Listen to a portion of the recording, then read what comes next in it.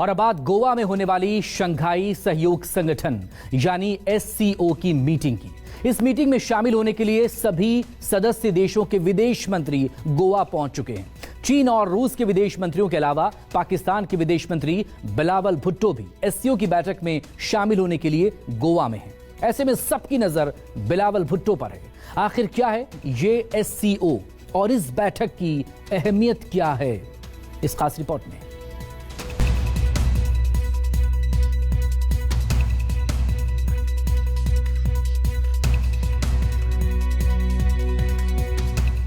ये तस्वीर दुनिया में भारत की बढ़ती ताकत का प्रतीक है। विश्व पटल पर कैसे भारत मजबूती के साथ उभरा है, ये तस्वीर उसकी तस्दीक कर रही है। पहली तस्वीर विदेश मंत्री एस जयशंकर और चीन के विदेश मंत्री किम गांग के बीच हुई मीटिंग की है। वहीं दूसरी तस्वीर रूस के विदेश मंत्री सर्गेई लावरोव के साथ हुई मुलाकात की है। रूस और चीन के विदेश मंत्री इस वक्त हिंदुस्तान में हैं। गोवा में SCO यानी शंघाई सहयोग संगठन की विदेश मंत्री स्तर की 2 दिवसीय बैठक में शामिल होने पहुंचे। दरअसल 4 और 5 मई को गोवा में SCO के विदेश मंत्री स्तर की मीटिंग आयोजित की गई।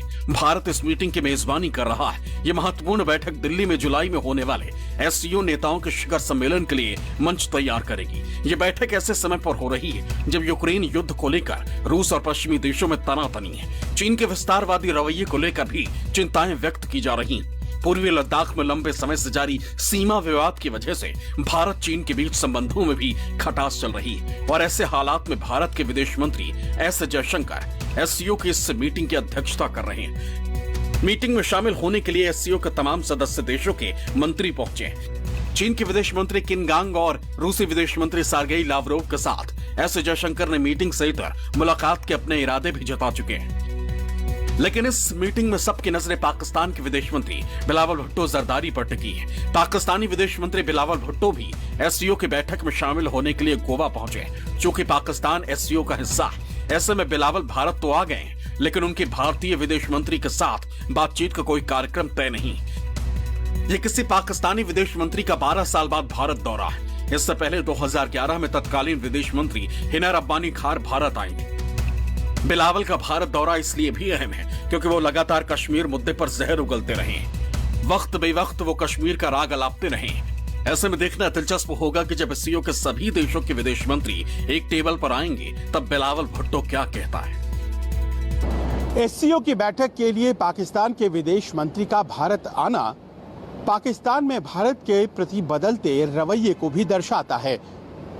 धीरे धीरे पाकिस्तान में भारत की आर्थिक प्रगति और अंतर्राष्ट्रीय रसूख की सराहना हो रही है और पाकिस्तानी हुक्मरानों से सवाल पूछे जा रहे हैं। अब पाकिस्तान का मध्य वर्ग ISI के आतंकी एजेंडे और हर मंच पर कश्मीर का राग अलापे जाने से खुश नहीं होता है। ऐसे में ये देखना दिलचस्प होगा कि शुक्रवार को जब बिलावल भुट्टो SCO के मंच पर बोलते हैं तो वे कश्मीर का ही राग अलापते हैं या फिर कोई नई बात कहते हैं।